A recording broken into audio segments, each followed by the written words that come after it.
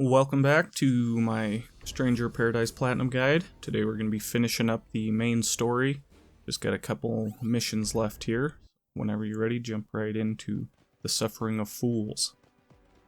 Make sure you grab this set of cubes and then we're just going to continue straight across. There's 3 paths here you can take and it doesn't really matter which order you do them in, but we're just going to do them from closest to furthest just for ease.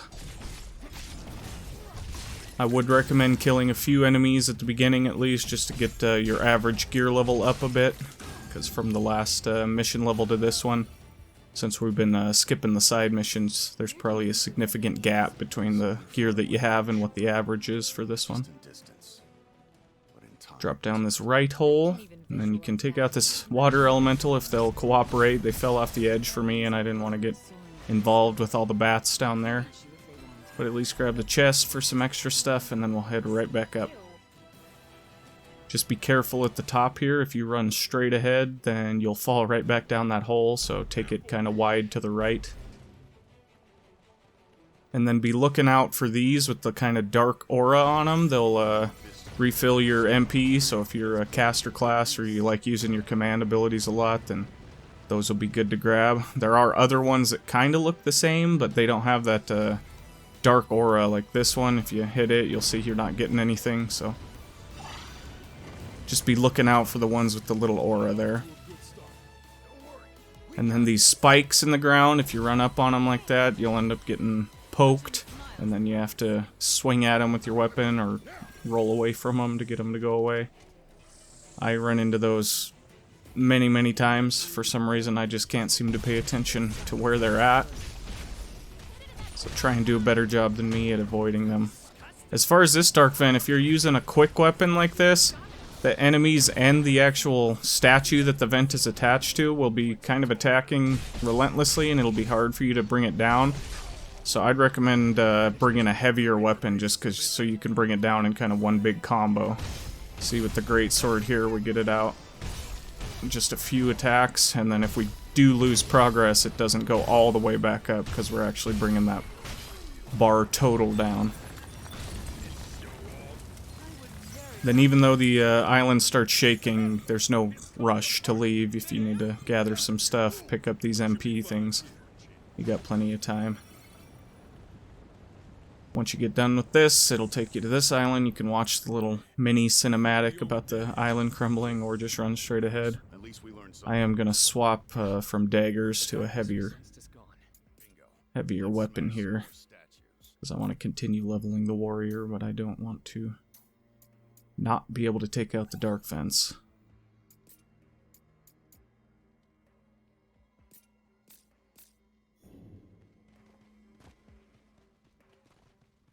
The second one is down here.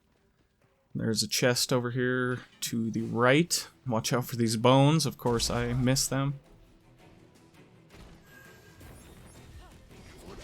And the spiders are relatively easy, so if you're looking to get some extra gear, you can take them guys out. And right across here, you want to go up the hill, and there is a chest at the top if you want to grab it on the way. If you're happy with the gear you've collected so far, you don't have to worry about this one.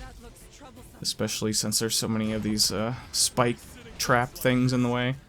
But otherwise, you just want to continue up and cross this little bridge thing until you get to this area with all the holes. And there's a specific hole that we need to drop down, so it's this one on the far right. Look down and you'll see the purple orb. We have to go down and grab that, because that'll be the last side mission unlock that we need.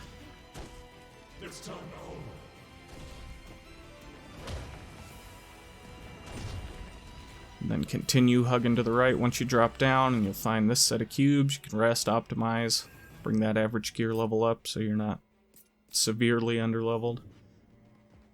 And then the main goal here is to get to the little altar thing, preferably without running into spikes, like I do. And this will be number 2 already. We're doing this one pretty quick. And again, if you have the heavier weapon, you won't lose as much progress. You'll see I get beat up and bullied by this mind flayer.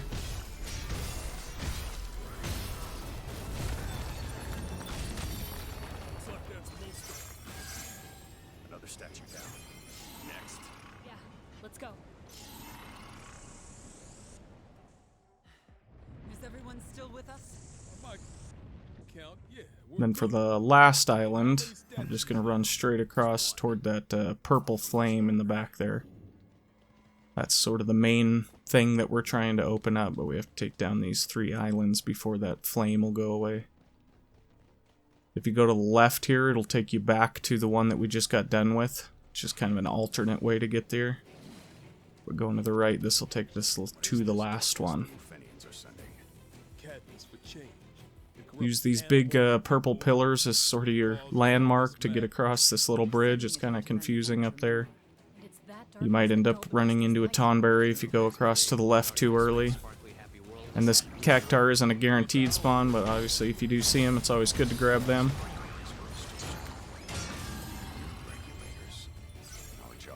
And then I do take this high road here just because I know that that area is filled with spikes, and I try to avoid them as much as I can, but I still end up taking some spikes to the face, so I'm real bad at that.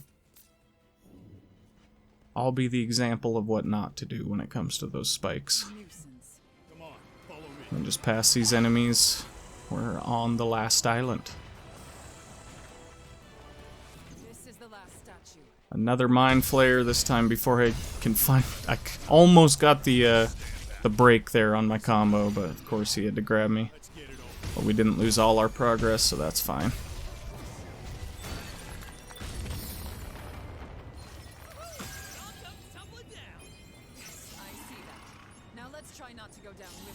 We have plenty of gear now. You should have more than enough to raise that average level up well over 100. Just be sure to optimize.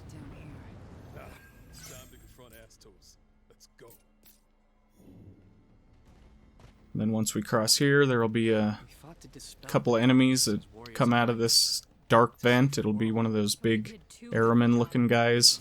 And a lot of bats will spawn out as well if you decide to fight him instead of going for the dark vent.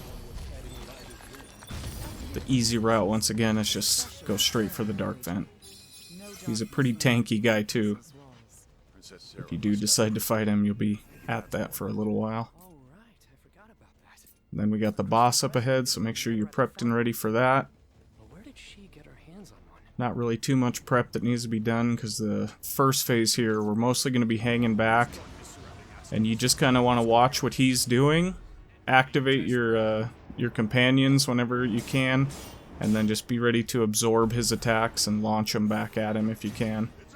He uses quite a bit of magic that you can absorb. Does some good damage on him, but if you see him like blink and disappear, just be ready to soul shield, because sometimes he'll come in and immediately attack you like that. Phase 1 is pretty straightforward as long as you sort of keep your distance and play defensively. He jumps around and has a pretty wide array of attacks, so if you get up close and try to go face to face with him, it can go south pretty quickly. There will be a mid-fight cinematic, which I cut out, but once you get done with that cinematic, we'll be moving into the second phase of the fight. This guy has even more attacks, and of course he's much bigger, so they reach further. I'm just getting immediately blasted by everything, but when you finally do find an opportunity, try and get in there, and if you're using a heavier weapon, if you can get off a couple of your heavier combos, you should take him down pretty quick. He's another one of them sort of glass cannon bosses, it seems like. His attacks do a lot to you, but he can't really take much for hits on his own.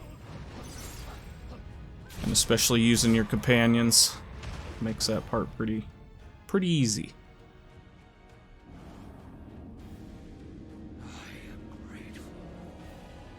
And if you've been following along with the story, this mission will be one of the first ones to start dropping some exposition pretty heavy on you, so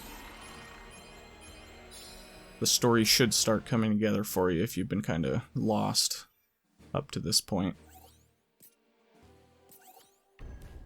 You remember now, right? Coming into this one, you got a group of enemies in front of you. Since this is another jump in average gear level, try and take out this first group at least just to get some extra gear.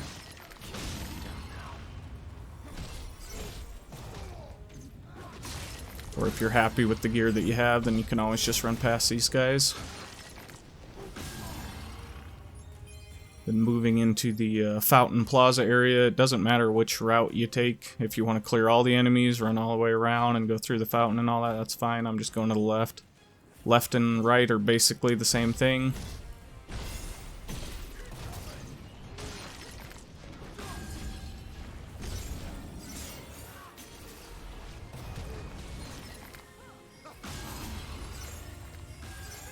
Grab their gear and then continue around. A couple more enemies waiting for you at the top here.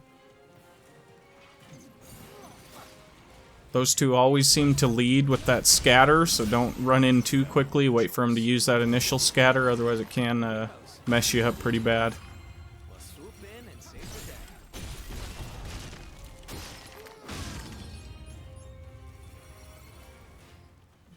Then you got one last group of 3 up here. Tackle them however you're comfortable with.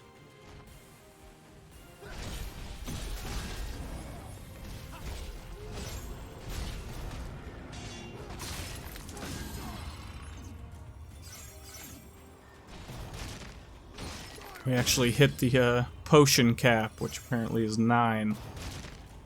Won't let me pick up any more after that, so... If you were curious if you could just stockpile potions, that answers that.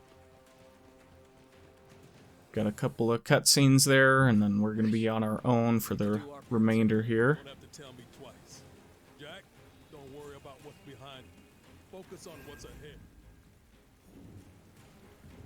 And again, if you want, go ahead, take these guys on. Just know that you're not going to have the backup from your companions, so all the enemies will be on you primarily. And as you progress through this, you'll have a few little cutscenes as well. Chaos? What a bunch of idiots. That's ridiculous.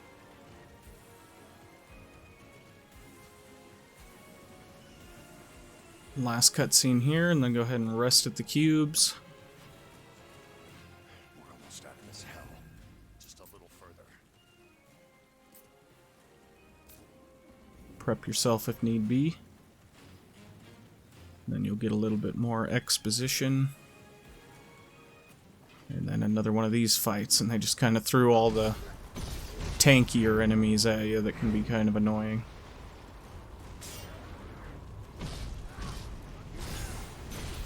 The order you kill them doesn't really matter. I prioritize the Gigas just because they seem to hit the hardest.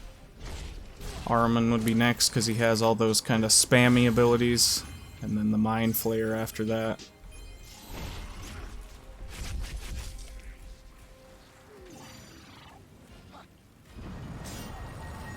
Or if you really struggle with the skeletons, you could always prioritize those. It's up to you. Of course, I say that, and then you'll see here in a second I actually do struggle with one of the skeletons, so...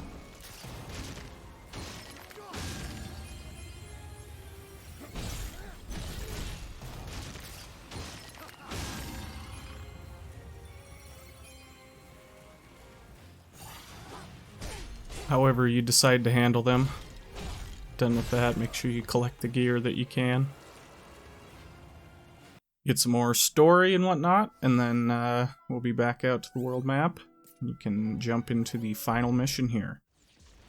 And as you can see right away, we got that purple bar at the bottom. Basically what that allows us to do is cast anything that would cost MP without having to lose the MP, basically. So you have infinite MP for this level. So if you have any command abilities that have some range, I equipped Ruin for this one. So I'm just going to be spamming that on enemies. Haven't really showcased the command abilities much. And for some reason that Ancient Bat, even though he was on the ground, you won't shoot over them. So I'm trying to hit this Mind Flayer, but the Ancient Bats are in the way, so I'm just smoking them repeatedly.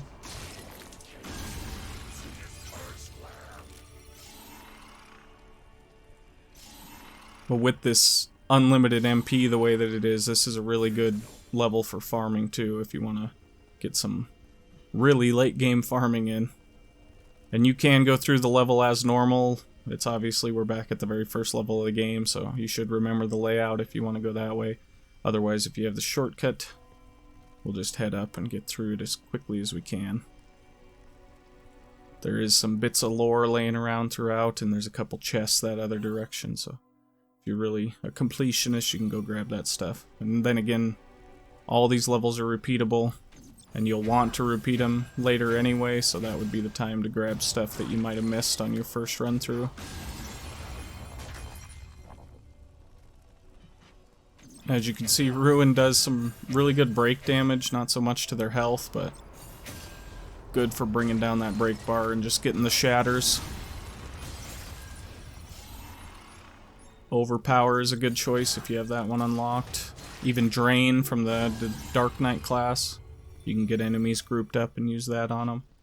Refills your health and does damage to them.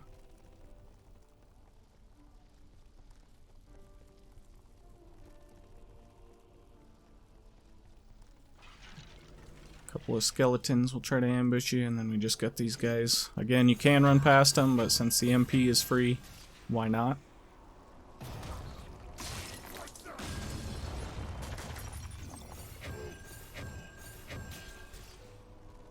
And for some reason, this mission has a lower average level than the last one, so we're probably going to be overgeared for it. This guy on the stairs, not too bad. And then you got this set of cubes as usual. Just want to make sure that you're prepped, because we do have a, I guess you could call it an interesting boss fight. And then another one following that, so whatever you want to finish the game with, make sure that you have that equipped. At the very least, I would put on some kind of ranged command ability, because that'll make the second phase of the last fight a little bit easier. Then we got a couple of rooms on the side if you want to go in there, see if there's anything that you need. Some last minute prep. And then we're just going to head up these stairs and progress the story.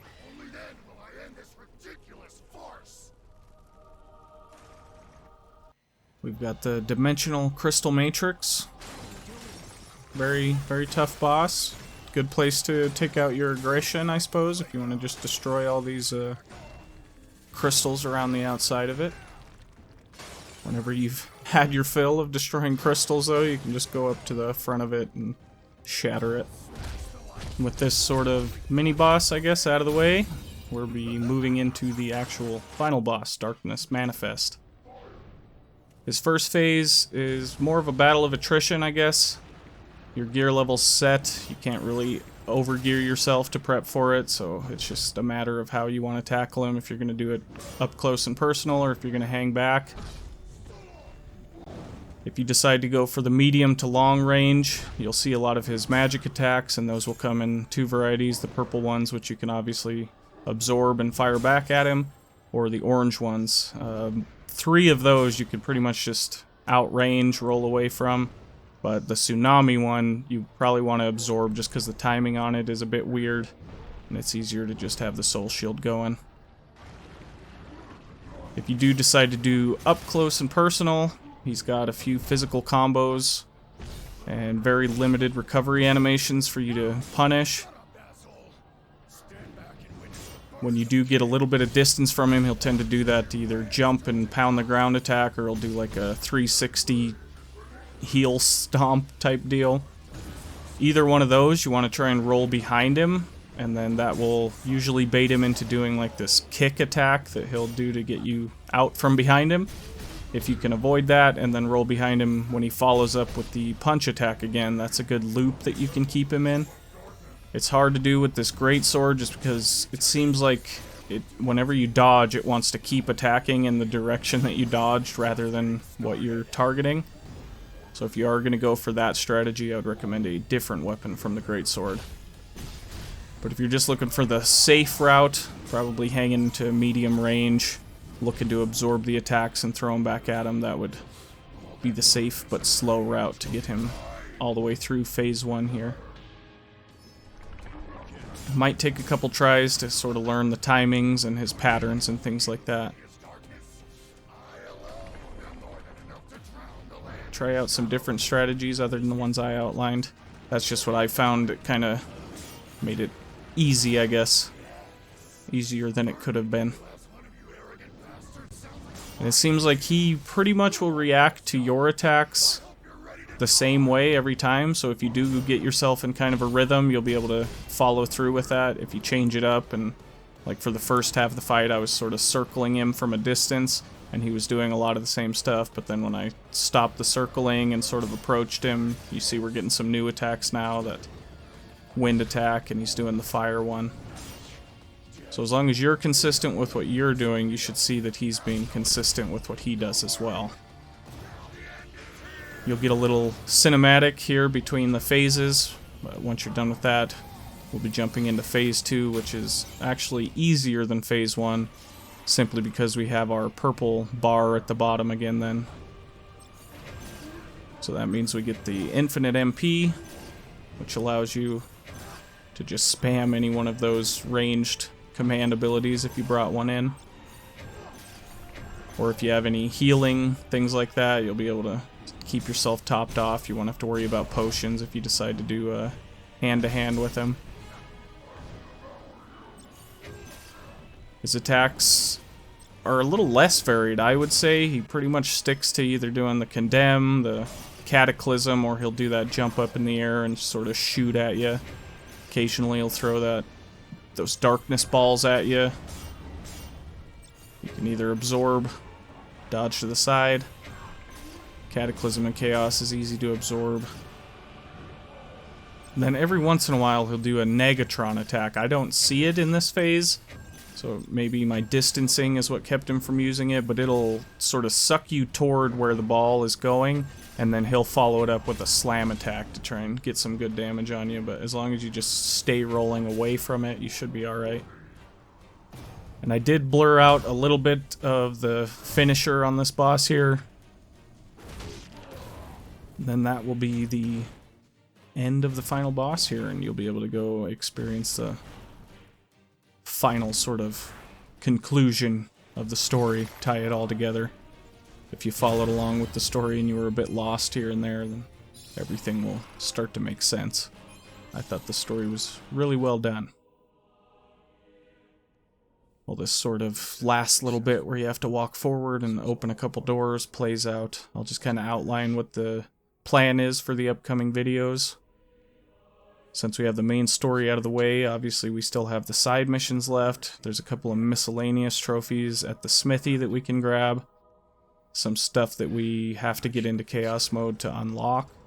So now that we've beaten the game, we'll be able to access Chaos Mode.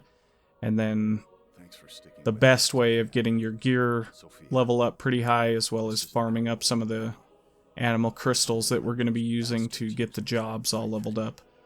There's 2 different ways to go about that, one of which involves playing online, so if you have PS Plus, the ability to play online, you'll be able to do it that way.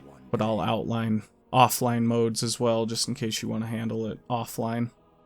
Once you go through the door, you'll be able to see the exciting conclusion, as well as earn the trophy for completing the game, which will also unlock Cyclic Warrior. And I would put a few points into Cyclic Warrior at the very least to unlock the Chaos Bringer ability, because we're going to be making some use of that when we go into the job farming. But we'll go in depth into that at the beginning of the next video. But that'll do it for this video. We'll see you in the next one, and as always, thank you for watching.